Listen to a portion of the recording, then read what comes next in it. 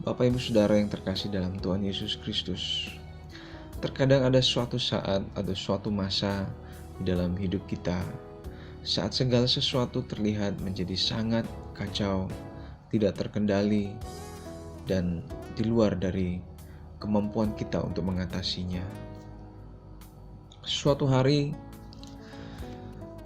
sebuah cerita di Alkitab, suatu hari Daud bersama dengan orang-orangnya kembali ke Siklag, ke negeri orang Filistin. Ketika itu Daud sedang dalam pelarian dari Raja Saul. Lalu Daud beserta orang-orangnya mendapati bahwa orang Amalek telah menyerbu Siklag, dan Siklag telah dikalahkan lalu dibakar habis oleh orang Amalek. Kita mendapati cerita ini di kitab 1 Samuel pasal 30. Nah, saudaraku yang terkasih, bukan hanya Siklag dikalahkan, bukan hanya Siklag dibakar habis, tetapi di ayat 2 dikatakan perempuan-perempuan dan semua orang yang ada di sana, tua dan muda, telah ditawan mereka. Tidak seorang pun dibunuh, dan mereka semuanya digiring oleh orang Amalek itu, lalu kemudian mereka meneruskan perjalanannya. Bapak Ibu Saudara, di ayat 3 dikatakan ketika Daud dan orang-orangnya sampai ke kota itu, tampaklah kota itu terbakar habis, dan istri mereka serta anak mereka yang laki-laki dan perempuan telah ditawan. Suatu kejadian yang sangat membuat Daud dan orang-orangnya menjadi sangat terkejut, sangat syok, sangat hancur perasaan mereka pada waktu itu. Sehingga ayat 4 berkata, lalu menangislah Daud dan rakyat yang bersama-sama dengan dia itu dengan nyaring, sampai mereka tidak kuat lagi menangis. Hari itu para pahlawan kehilangan kekuatannya. Para pahlawan menangis, bahkan sampai tidak kuat lagi menangis. Orang-orang yang sering menyandang pedang, orang-orang yang sering berperang, orang-orang yang sudah melihat begitu banyak kemenangan, tetapi pada hari itu mereka tidak punya kekuatan sama sekali. Bahkan untuk menangis pun mereka tidak kuat lagi. Mungkin ada di antara kita yang mengalami hal seperti itu. Kita telah melihat kemenangan, kita mengalami banyak kejadian-kejadian yang baik, tetapi ada suatu hari, ada suatu ketika, ada suatu masa ketika segala sesuatunya menjadi sangat kacau, sehingga kita tidak berdaya lagi. Daya upaya kita, bahkan untuk menangis pun kita sudah tidak sanggup lagi. Ayat kelima berkata demikian. Juga kedua istri Daud ditawan, yakni Ahinoam perempuan Yisrael dan Abigail bekas istri Nabal orang Karmel itu. Dan Daud sangat terjepit karena rakyat mengatakan hendak melempari dia dengan batu. Saudaraku, kondisi Daud bukan hanya dia telah kehilangan, tetapi dia pun berada dalam kondisi yang sangat terjepit. Kadang-kadang kita ada dalam posisi seperti itu. Kita sudah mengalami kemalangan, namun kemudian kita terhimpit oleh orang-orang yang ada di sekitar kita. Semua orang menuduh kita, semua orang menghakimi kita. Bahkan orang-orang yang sebelumnya terlihat setia dengan kita menjadi orang yang melawan kita. Ayat 6 selanjutnya berkata, seluruh rakyat itu telah pedih hati, masing-masing karena anaknya laki-laki dan perempuan. Tetapi saudaraku, ini yang dilakukan Daud.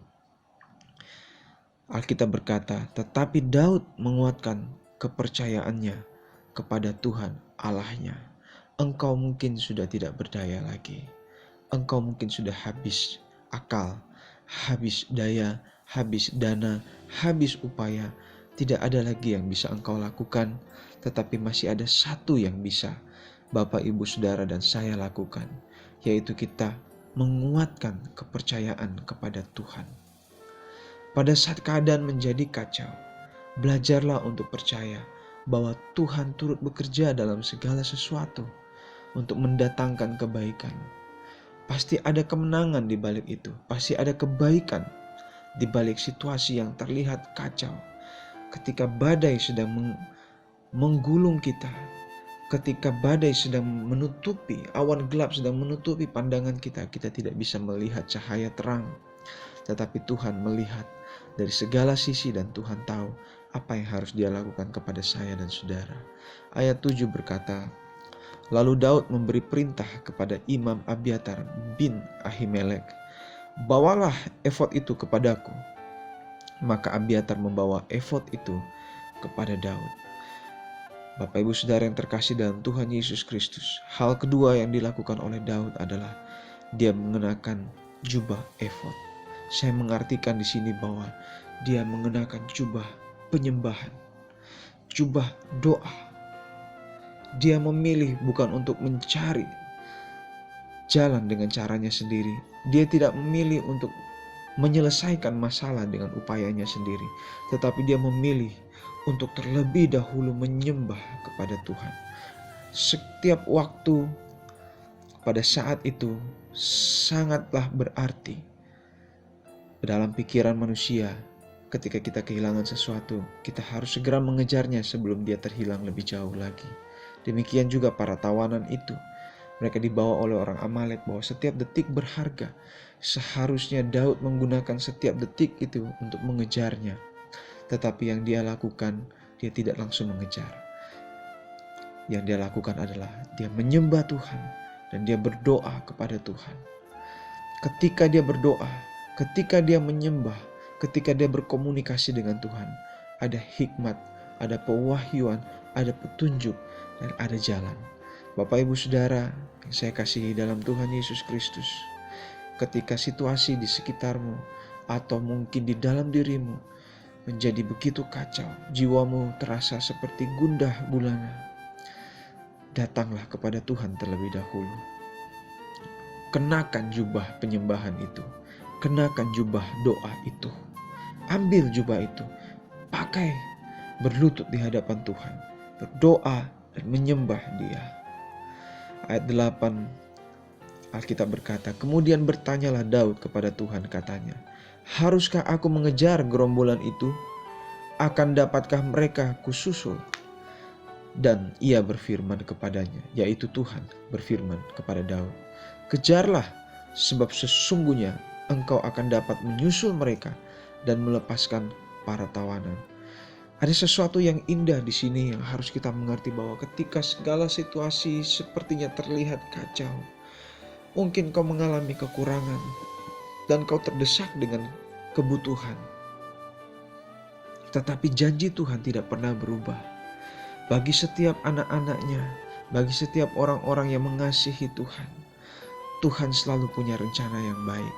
Kepada Daud Tuhan katakan, kejarlah, sebab sesungguhnya engkau akan dapat menyusul mereka dan melepaskan para tawanan. Saya mau katakan kepada saudara hari ini, percayalah, janganlah takut, sebab sesungguhnya Tuhan akan menolong engkau.